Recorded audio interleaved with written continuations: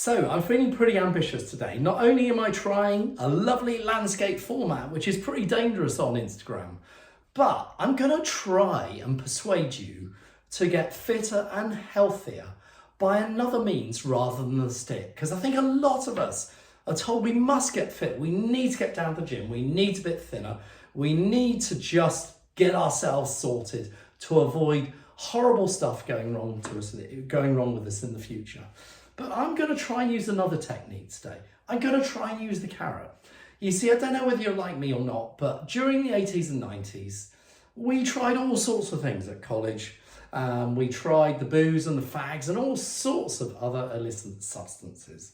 But I quickly came to realise that in our bodies, we produce the most incredible drugs. We call them hormones. I call them natural highs. And you probably know from loads of other information that you've received that there's 4 big hormones that rush around your body. They're called dopamine, oxytocin, serotonin, and of course your endorphins. And I've got this lovely little acronym, DOSE, so you don't forget them. But the beauty about them is they reward you massively for your efforts.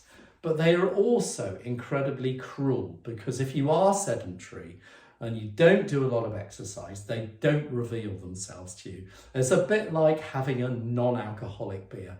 There's that smell, there's that taste, there's that whole vibe, but there's that grim disappointment when you start to neck it. A bit like decaf coffee too, perhaps.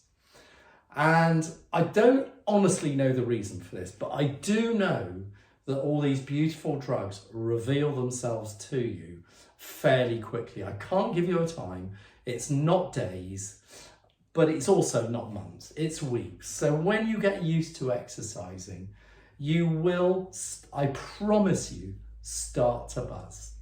And the more you exercise and the more often, the more you will enjoy your buzz, which is why sort of fit, gymmy, exercisey people are so annoying and so jolly because they are generally high.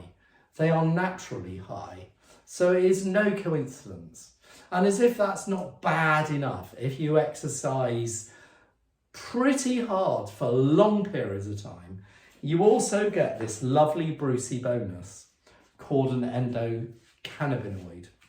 And I must admit, I don't experience it very often because my standard sessions are an hour to 90 minutes. But in days gone by, I used to cycle quite a bit. And I think cyclists, particularly racy type cyclists, will relate to this because I used to be out for 2, 4, 6 hours perhaps and going at a fair old pace. And I used to come back and I used to be as high as a kite for up to 2 days.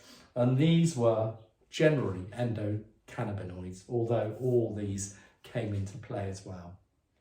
So if you're wondering whether to get yourself sorted to improve your health lot, then I hope that I've persuaded you that it can be absolutely lovely too.